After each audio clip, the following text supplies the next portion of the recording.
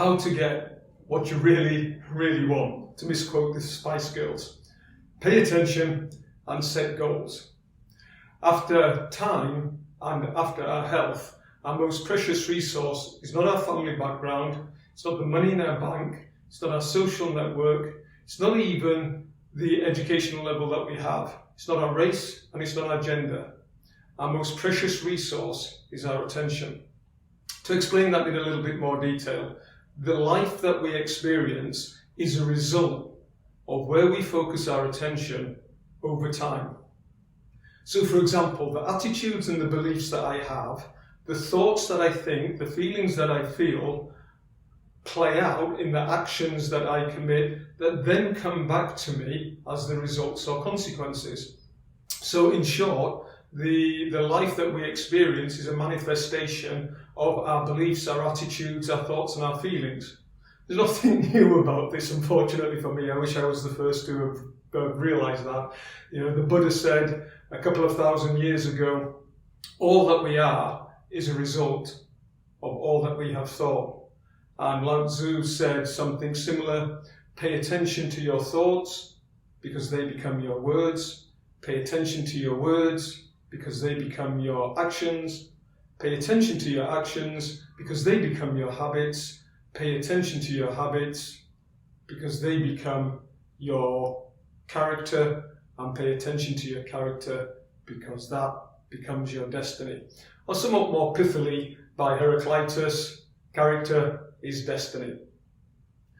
Most of the time, most of us don't realise exactly how important our attention is, and as a result of this, it is captivated and held captive by the environment.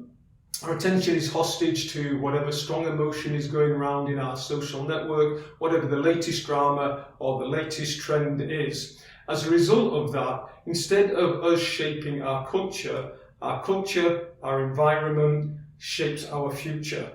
At its worst, it's what Joker says in Batman: they're only as good as the world allows them to be. The way out of this conundrum is to develop paying attention. Now, there are hundreds of thousands of ways to develop how to pay attention, from football to flower arranging, from salsa dancing to synchronized swimming, or from martial arts to meditation. All of these things will help you focus your attention. But I'm going to suggest goal setting, because goal setting is a supra activity. That's right, I just made that word up. So I'll say it again. Goal setting is a supra activity. That means it exists on a plane higher than the activity itself. So let me give you an example. Let's take football. So if I'm goal setting around football, first of all, I have to decide where does football fit on my hierarchy of activities. And then I assume it must be near the top for me to want to spend some time goal setting. And then on top of that, I've got to attribute meaning to this activity. So what is it that I'm hoping to get out of the activity? You know, am I hoping to improve my skills? Am I hoping to improve my fitness? Am I hoping to improve my relationship with my teammates? Do I just want to post-match beer? Or do I want to visit away grounds when we play the opposition? Who knows? You know, it's up to me to attribute the meaning. So once I've done that, then that's like strategizing.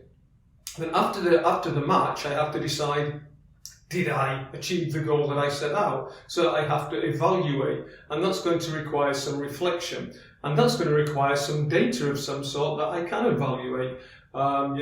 Did I achieve the goals that I set out to achieve?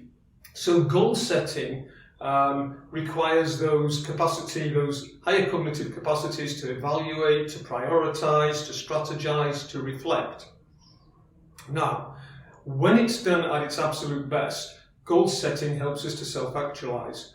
If we set a goal that is ambitious enough, and why won't we set a goal that's not ambitious? The most ambitious goals we can't achieve with our current beliefs, with our current attitudes, with our current behaviours and with our current actions. So in actual fact, as we work on our goal, the goal works on us at an identity level. So a big goal will cause us to, what Maslow says, self-actualize or create a new identity. We have to retool who we are to become the person that can achieve that sort of goal. On top of that, goal setting is going to help us prioritize. It means that we're going to have to think about, well, this is what I want to achieve, but here are my limited resources.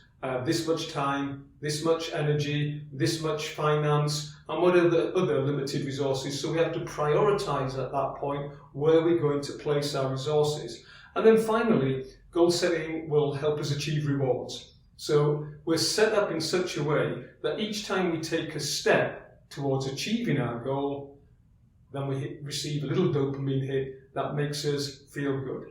So I guess to conclude, how do you get what you really, really want?